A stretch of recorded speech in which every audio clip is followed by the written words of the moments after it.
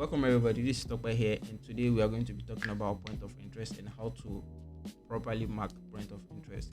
Me personally, I use two point of interest. I use the order block and the breaker block. So, what is an order block? An order block is just an area where there is large volume of you get an area, the last buying candle before a selling momentum, or the last selling candle before a buying momentum.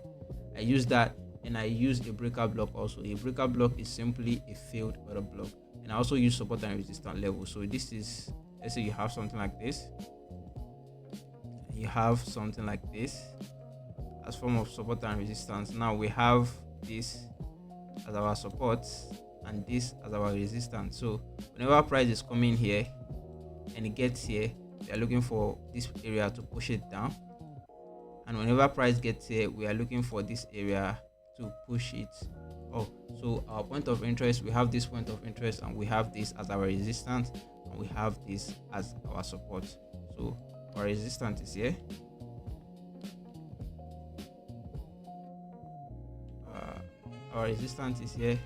and we have our support also around here. So this is the support and resistance point of interest, and this point of interest are always valid in the market because support can turn to resistance, and resistance can also turn into support.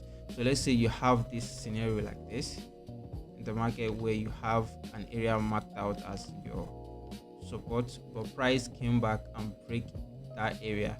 Let's say you have this area marked out as your resistance already, and when price is coming back like this, you are expecting to sell from that area. But when price came back, it did not give you confirmation and broke around it. So whenever price is coming back, if this area is a verified resistance, then price is going to use that place to turn as this thing as a support to start going up. So it has broken it, failing as a resistance, and it will use that area to turn as a support going up. See the same thing. If this area was an order block area, when price break it, it's now going to turn into a breaker block. So it's just support and resistance, order block, breaker block. So those are the two major points of interest that I use in the market. So simply, that's how I simply use it. And you can see something like this in the market also. You can have something like this in the market also. So now we have the order block and breaker block scenario here. What is our order block? Like, our order block says that it needs to be responsible for breaking structure, right? So this, we have a break of structure to the downside right here. We have a break of structure to this downside right here, right? After having a break of structure to this side right here, where was responsible for breaking the structure? We have this place responsible for breaking the structure. You get? And when price was coming down, price came like this. We're expecting price to come back here.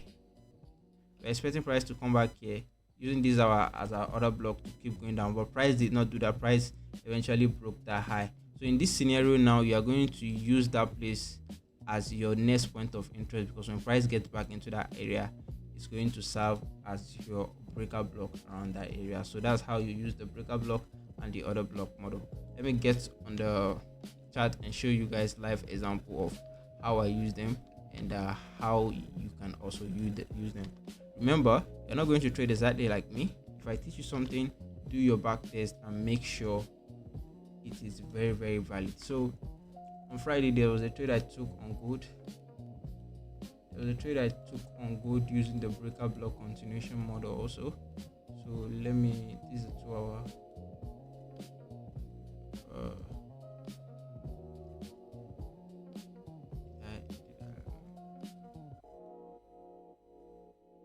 Okay, so what are the criteria for a breaker block? It needs to be a failed order block, right? So on the 1 hour time frame, we have this order block right here. This order block right here that was rejecting price. This order block right here was rejecting price. As you can see, it was responsible for price breaking structure to the downside right here. We have a break of structure to the downside around here, showing that order block is a valid order block, right? So now we have this area as a valid order block. So I was in a trade I was in a buy right here, and this buy took out this high. So now that we're looking for this point of, because this was responsible for pushing this, if price still wants to sell, price should respect this area. But price wanted to buy, right? So when price wanted to buy, we had this. Let me clear this. No.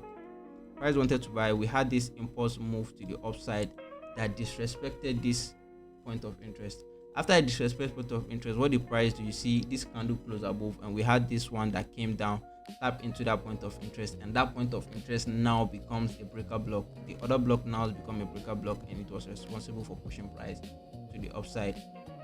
That's how you use your order block and breaker block. So this is the order block right here. It was responsible for pushing price, breaking this low, and when price came back into that area, broke it and turned it into resistance and turned into support. So it's a support turned into resistance. Let me show you a scenario of order block that was being used. This is a very perfect example right here. Let me clear this. So we have this right here. We have this.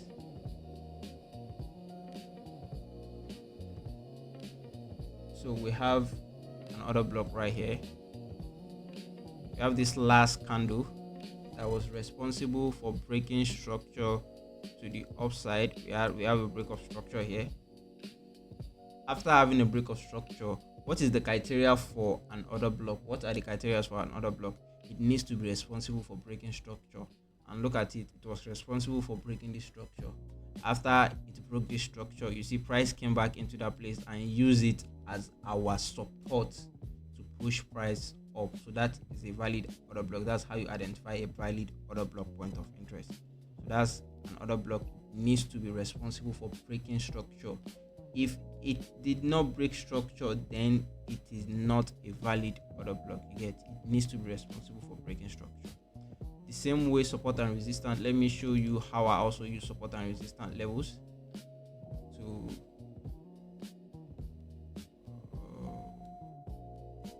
okay, so this is a support and resistance level.